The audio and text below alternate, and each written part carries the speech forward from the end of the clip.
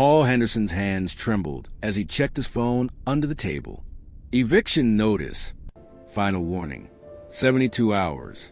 Around him, the company holiday party sparkled with champagne and laughter while his world crumbled in silence. He'd hidden his collapse for months. The medical bills drowning him, the payday loans with interest rates that felt like slow strangulation, the terror of telling 7-year-old Mitchell they might lose their home. As he slipped toward the executive bathroom, desperate to splash water on his face before anyone noticed the panic in his eyes, the door opened behind him. "Going somewhere, Mr. Henderson?" CEO Shalom Cross stood in the doorway, crimson gown shimmering like liquid fire, her expression unreadable. Then she did something that stopped his heart. She stepped inside and locked the door. "We need to talk. Right now." The executive bathroom was all marble and gold fixtures, the kind of space that reminded Paul he didn't belong in this part of the building. The click of the lock echoed like a gunshot. Shalom Cross, the woman Forbes called the Iron Queen, the CEO who'd rebuilt a failing corporation into a billion-dollar empire, stood 3 feet away, and for the first time since he'd started working here 8 years ago, she looked afraid. "I know about the eviction notice," she said, her voice low and urgent. "I know about Mitchell's epilepsy medication. I know about the 3 payday loans and the creditors calling your office line." Paul's blood turned to ice. This was it. He was fired. She discovered he'd been falling apart, and now, "They're framing me." The words hit him like cold water. Shalom stepped closer, her eyes darting to the door as if the walls themselves were listening. "The board of directors. $50 million siphoned from the pension fund over 3 years. Your daughter's future, Paul, everyone's retirement, and they built a perfect case that makes me look guilty. My access codes were wiped 20 minutes ago. In less than half an hour, federal agents will walk through that ballroom door with my name on an arrest warrant." She pulled a black key card from her clutch, pressing it into his shaking hand. "You're invisible in this company. Low-level IT access, maintenance credentials, 8 years of being overlooked. They're not monitoring you because they think you're nobody." Her fingers closed over his. "But I know better. You built the backup server architecture. You know this building's digital infrastructure better than anyone." Paul stared at the key card, his mind racing. "What are you asking me to do? Hack into the mainframe. Download the real transaction logs before they're permanently erased. Upload them to a secure server I control." Her voice cracked just slightly. "Save me, Paul, and I'll make sure Mitchell never worries about medical bills again. I'll clear your debt. I'll give you a future." Through the bathroom door, the party music swelled. Some pop song about celebrating success, while Paul's entire world balanced on a knife's edge. "Why me?" he whispered. Shalom's eyes met his, and for just a moment, the Iron Queen looked painfully human. "Because you're the only person in this building who has absolutely nothing to gain by betraying me. And because—" She hesitated. "I'm out of options." "We both are." The choice hung in the air between them. Walk away and let them both drown, or dive into the deep end together. Paul thought of Mitchell's smile. Her seizures. The medicine bottles were lined up on their kitchen counter. "How much time do we have?" Shalom checked her watch, and when she looked back up, there was something like hope in her eyes. 28 minutes. "Can you do it?" Paul took a breath that felt like jumping off a cliff. "Let's find out. Before we continue, please tell us where in the world you're watching from. We love seeing how far our stories travel, and it reminds us that hope and second chances are universal languages." Paul knew the building's blind spots after 8 years of being invisible. He slipped through the service corridor while Shalom returned to the party to make toasts and act like nothing was wrong. The server room was on the 43rd floor, hidden behind the legal department. He'd only been there 4 times in his entire career, but he knew the layout well enough. The elevator ride felt eternal. Paul caught his reflection in the steel doors. Cheap suit, crooked tie, eyes that belonged to a desperate man. He thought about Sarah, his ex-fiancée who'd left when Mitchell's seizure started, taking their savings and leaving a note about not being able to handle a sick stepchild. That had been the beginning of his collapse. The legal department was dark and empty. Everyone was downstairs drinking expensive champagne. Paul approached the server room door with its glowing biometric scanner and pressed Shalom's keycard against it. 3 agonizing seconds passed before it beeped and flashed green. He was in. The server room was freezing cold, filled with rows of humming black towers and blinking indicator lights. Paul went to Terminal 7 and logged in through his maintenance access.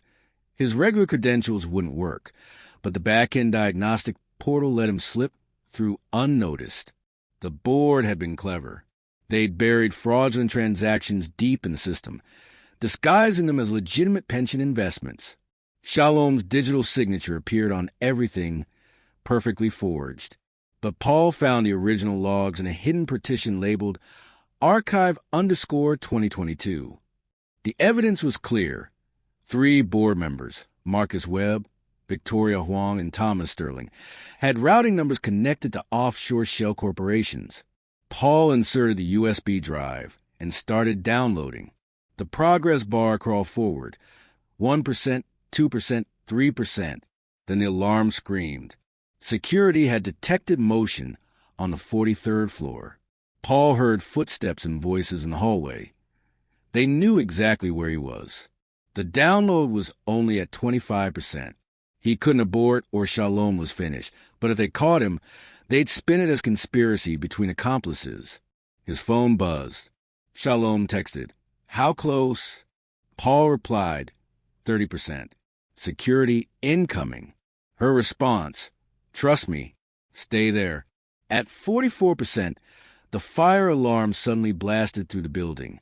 Paul heard security officers outside the door arguing. Fire protocol superseded everything. They had to evacuate. The footsteps retreated, rushing toward the stairs. Shalom had triggered a fire alarm in the middle of her own party to save him. The download hit 100%. Paul ejected the drive, pocketed it, and ran for the emergency stairs. He had maybe 3 minutes before the fire department arrived. He took the stairs down, his heart hammering, and emerged into the chaos of the main lobby where hundreds of party guests were streaming outside in their formal wear. He found Shalom near the fountain, surrounded by concerned executives. Her eyes met his across the crowd. He touched his jacket pocket. She gave the slightest nod, then turned back to the VP of Operations who was asking if she was all right. Phase 1 was complete. Now came the hard part. The fire department cleared the building in 40 minutes. No actual fire, just a malfunction in the ballroom smoke detection system.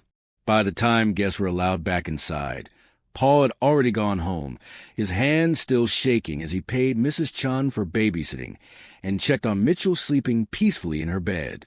The USB drive sat on his kitchen table like a live grenade. At 2 a.m., his phone rang. A known number.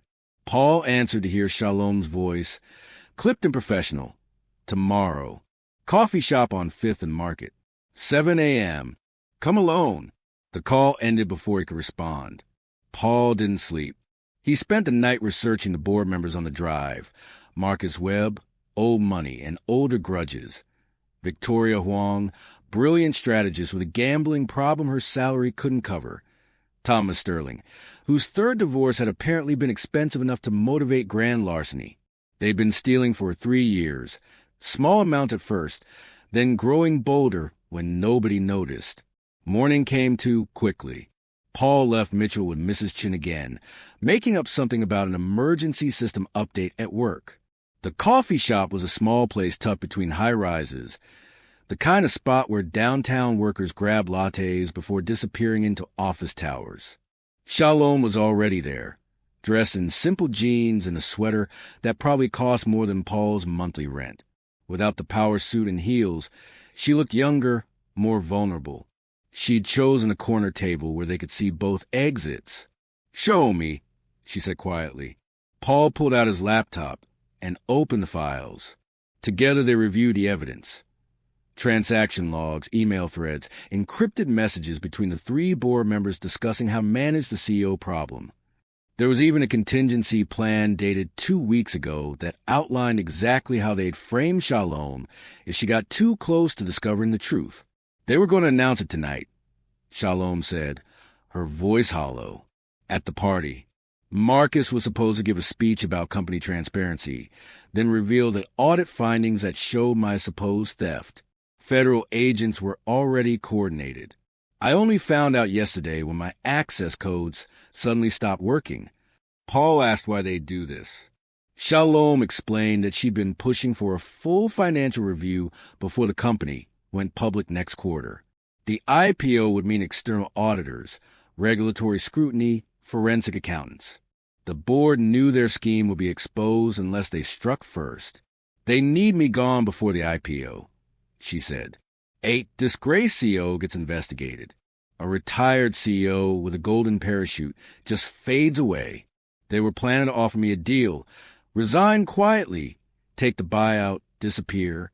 If I refused, they'd trigger the frame-up. Paul asked what happened now.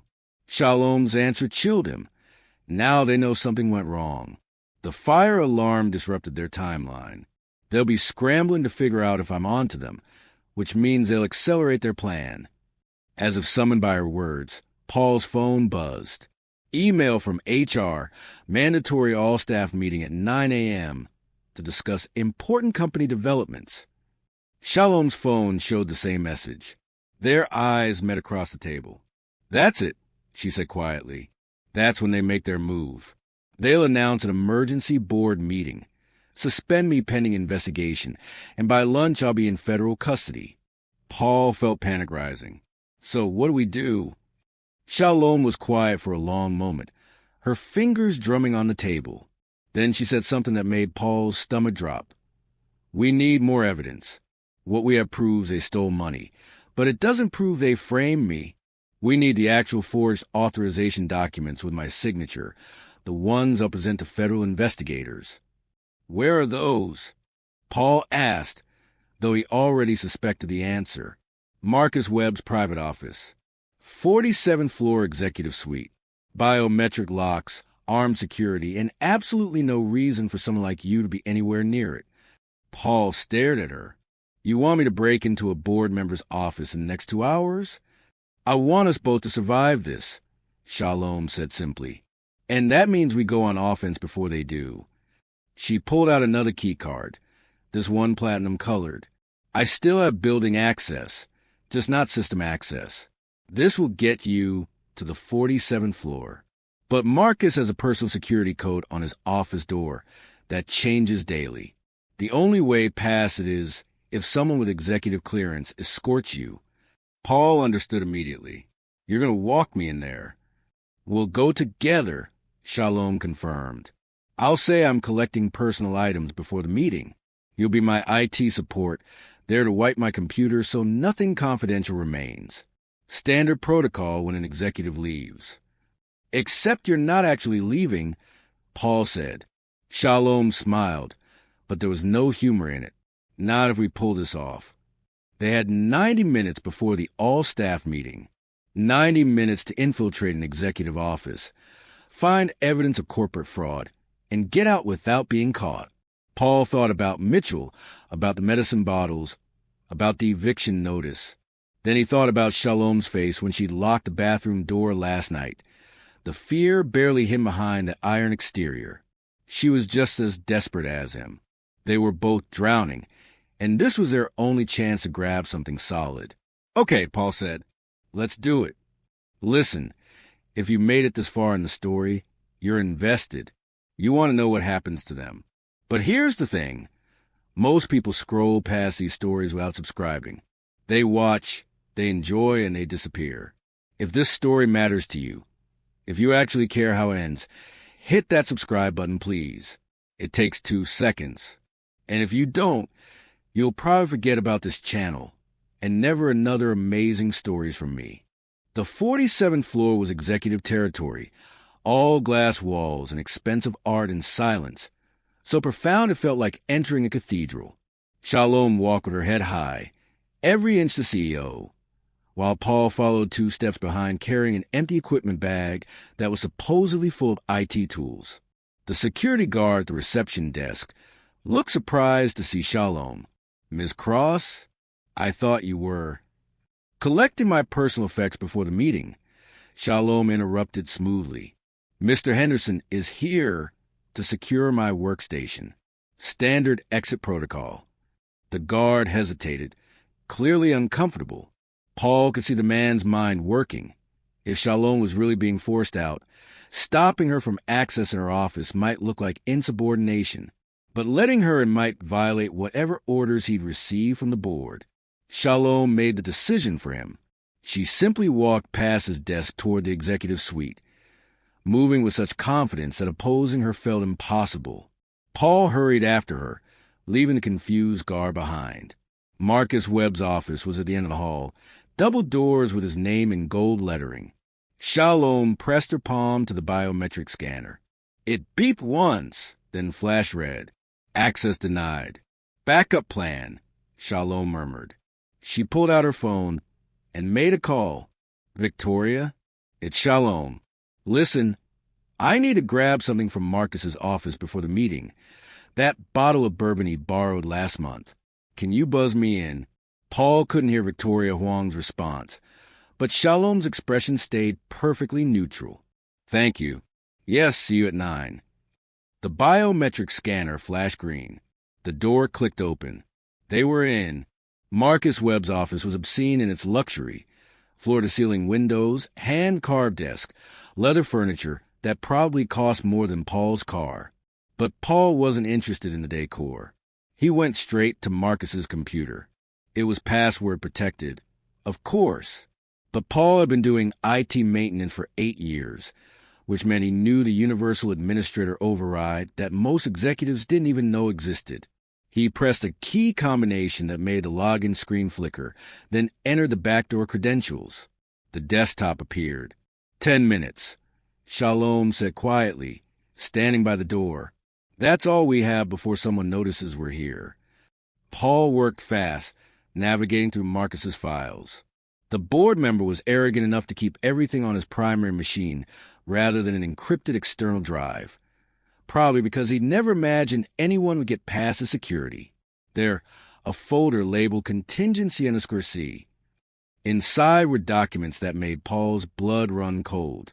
Forged authorization forms with Shalom's digital signature. Fabricated email threads showing her ordering the offshore transfers. Fake security footage time-stamped to make it look like she'd accessed a server room at midnight on dates when the theft occurred.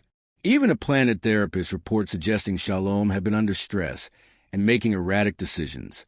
They hadn't just framed her. They'd built an entire false reality. Paul copied everything to the USB drive. The progress bar seemed to move in slow motion. 45%, 58%, 71%. "Paul," Shalom's voice was tight. "Someone's coming." Footsteps in the hallway. Multiple people. Paul glanced at the progress bar. 89%. The footsteps stopped outside the door. A voice, Marcus Webb, cold and angry. "Override her access. She shouldn't be able to get in here." The door handle turned. 95%. 96%. "Bathroom." Shalom hissed.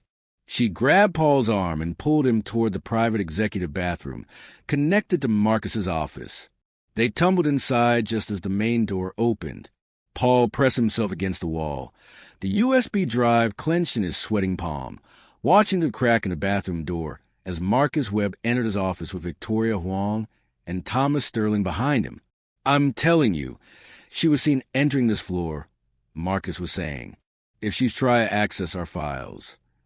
"She can't," Victoria interrupted. "Her system access is completely locked. Even if she gets into your office, she can't see anything."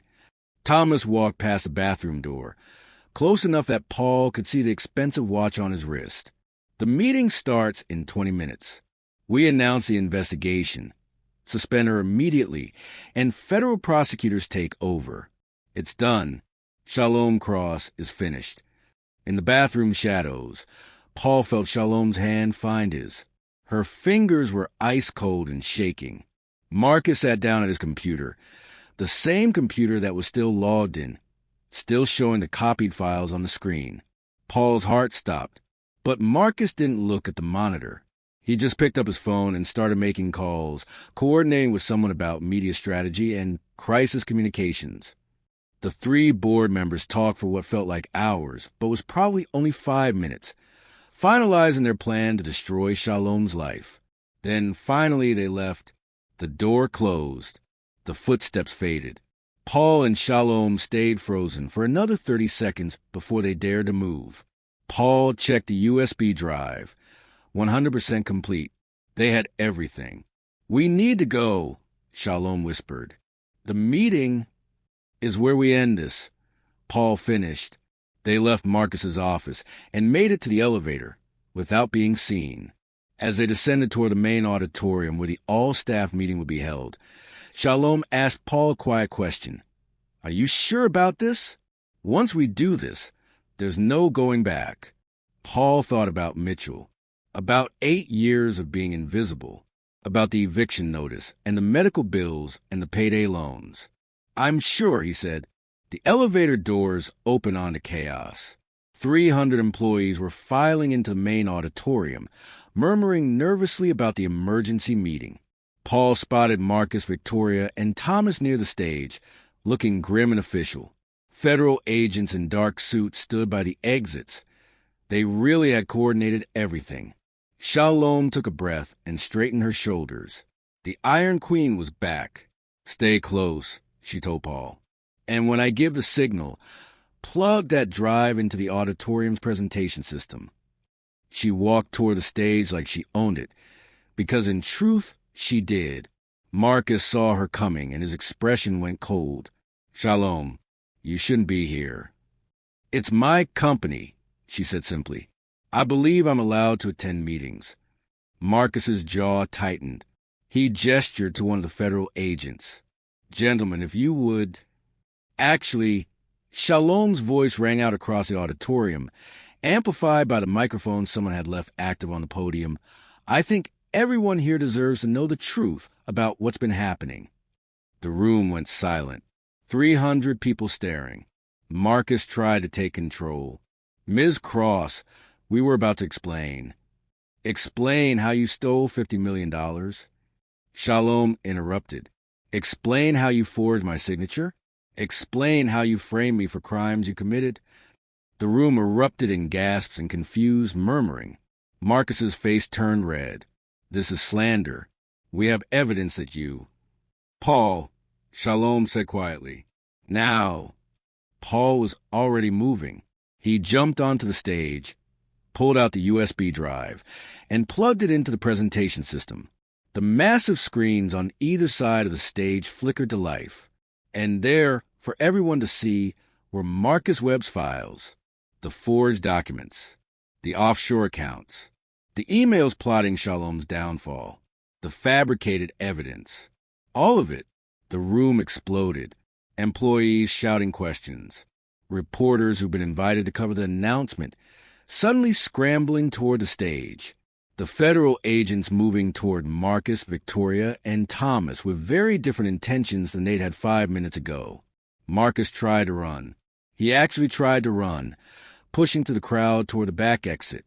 But one of the federal agents caught his arm, and then he was in handcuffs, and Victoria and Thomas were being detained too, and the entire carefully constructed conspiracy was falling apart in real time.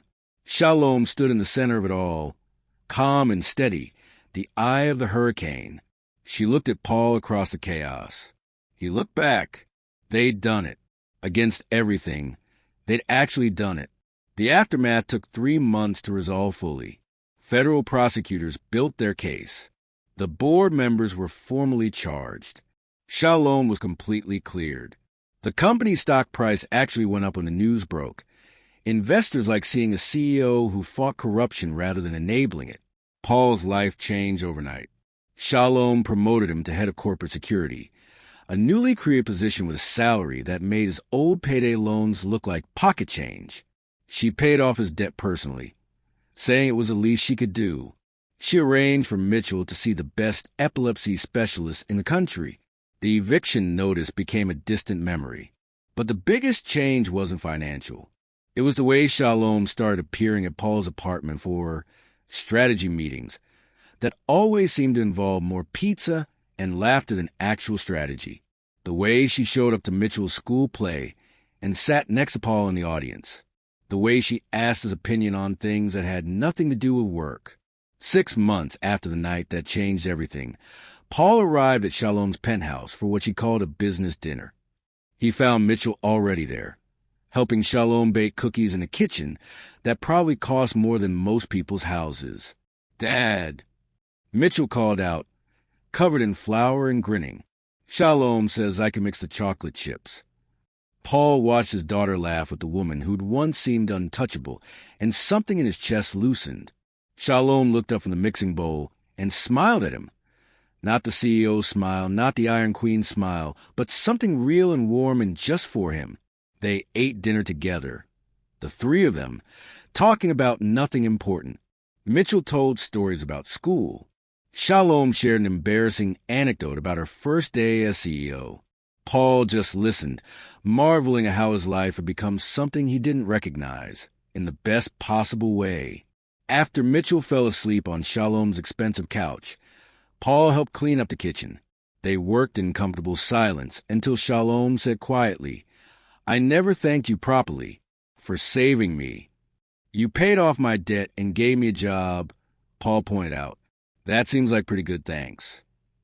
"Not for the job," Shalom said, "for trusting me, for taking that risk when you had every reason not to, for," she hesitated, "for seeing me as a person, not just a CEO." Paul set down the dish he'd been washing. "You locked yourself in the bathroom with me and admitted you were terrified. Kind of hard to see you as anything but human after that." Shalom laughed softly.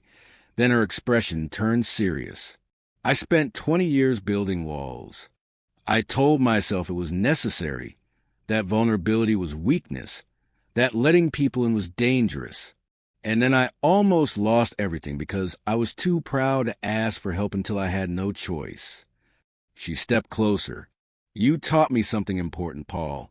Power isn't about being invincible. It's about choosing the right people to trust, to stand with."